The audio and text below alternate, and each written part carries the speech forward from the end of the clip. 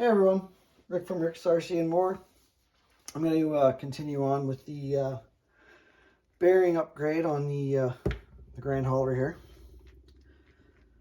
Got both diffs done. I had enough E-clips. Now it's a matter of putting the diffs back on the chassis. So I'm going to start working away on that, and after that I'll have to remove the cab and start in on the transmission. So it's important to remember when you are assembling these, put that center drive shaft between your two rear differentials in before you put these trailing arms in, or you're going to be taking those back off so you can spread differentials apart to get that drive shaft in. Just a little tip, not that it's much of a tip, it'll show you that in the instructions, but I'm sure some guys have put those together and then realize that the drive shaft will no longer fit in because you got to be able to spread them apart. So I've got one side partially finished here, still got to get the shocks in place and mounted, and then we'll move on to doing up the other side and getting the wheels and everything back on it. Alright, so we have rear diffs in.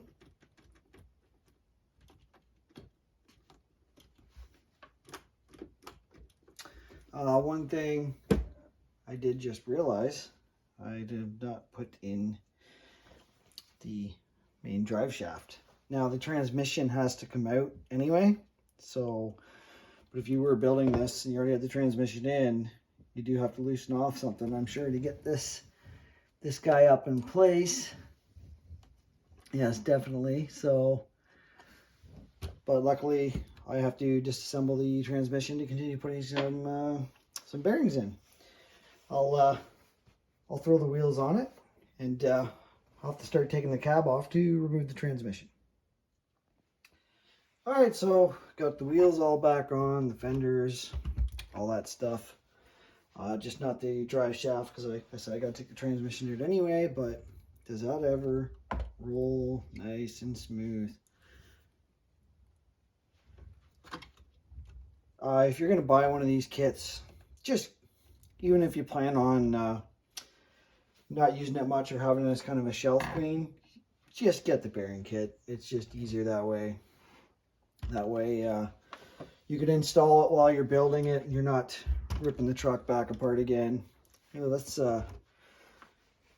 set this guy down.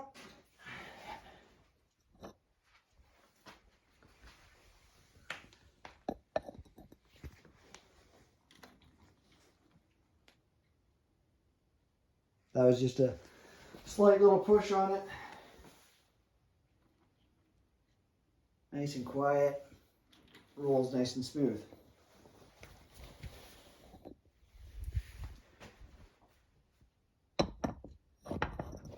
Oh, here I am dropping my phone that I use as a camera here.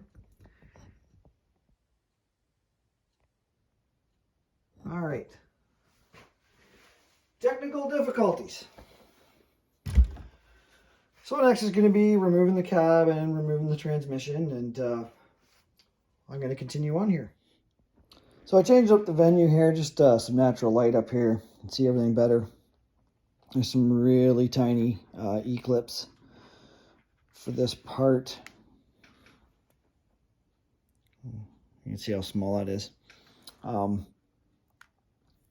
I've actually taken it apart. I've put all the bearings in it. Quite a few. We got here 2, 4. We got 6 of the smaller bearings and then 2 of the larger bearings used here. Now the kit does give you these 2 slightly bigger bearings. These are left over. I didn't use these because where they go in the instructions for the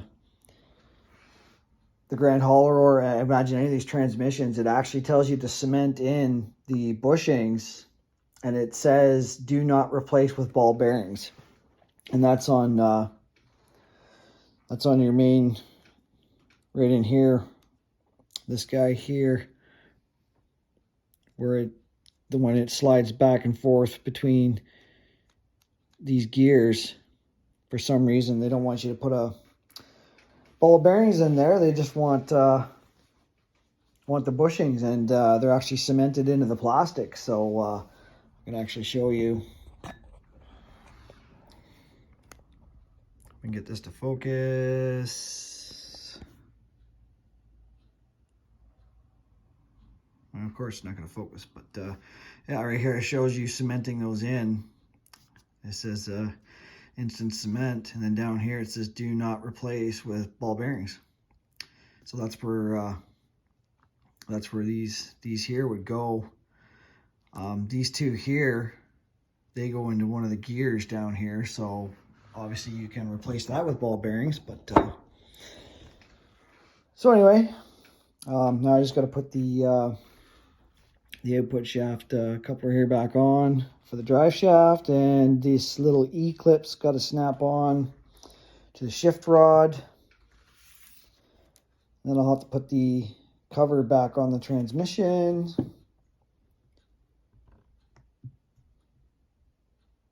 Small pair of needle nose.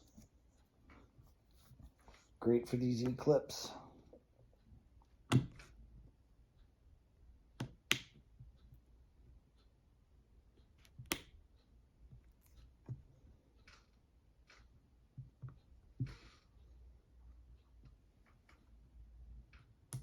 There we go. It wasn't quite on there, but it is now.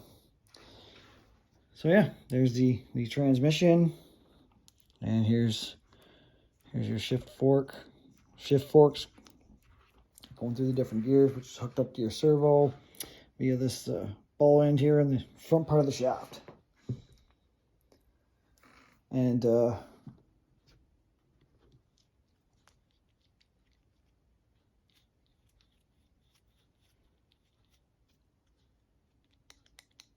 I'll put a little bit more grease back on this, and put the two housings back on it, and then get it back in the truck. So I was just finishing this up, and I realized in the instructions here, when I was putting this output shaft coupler back on, again, I was missing a part. I went back through the kit and found it. It's this little clear plastic shim. So, you know, it's one of those things. Just if you're buying used, yeah, be cautious.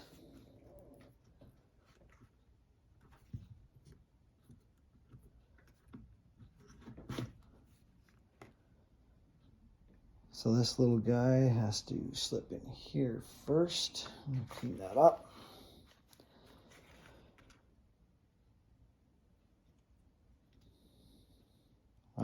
Yeah, see, that's to shim this coupler so the grub screw lines up right where it needs to on that shaft.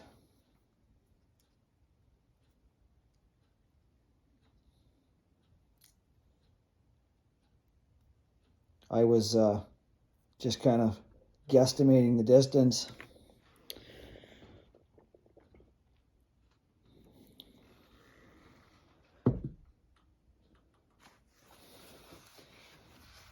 And in hindsight, if I were to do this again, I would just buy a brand new kit and assemble it myself.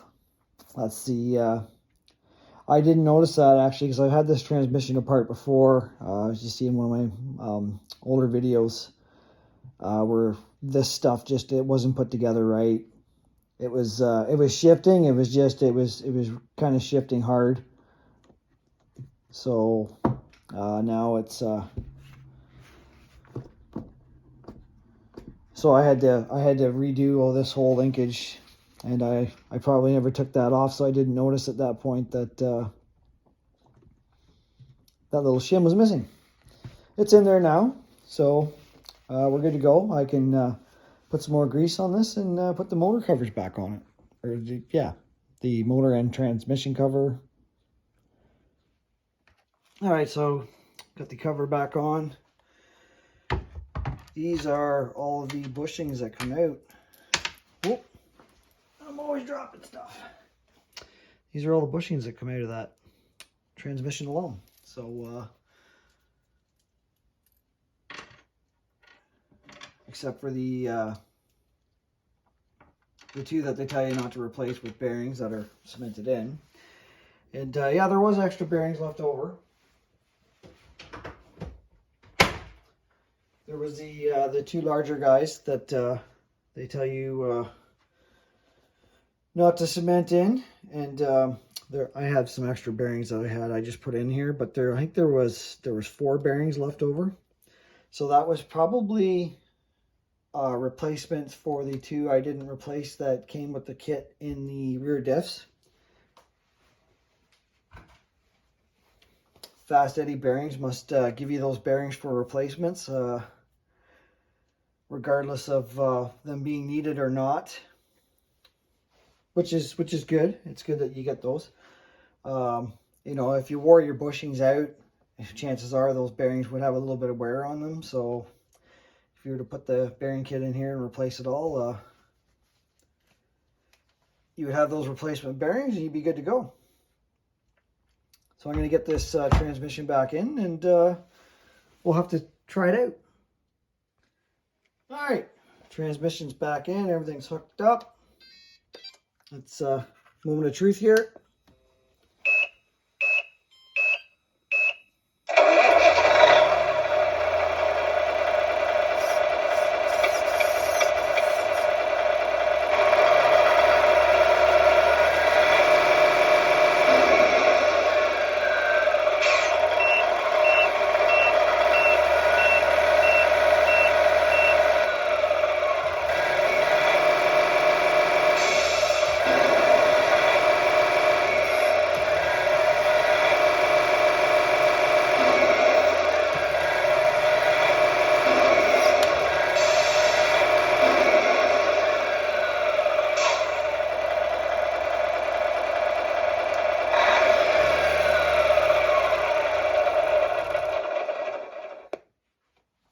Everything seems to be working.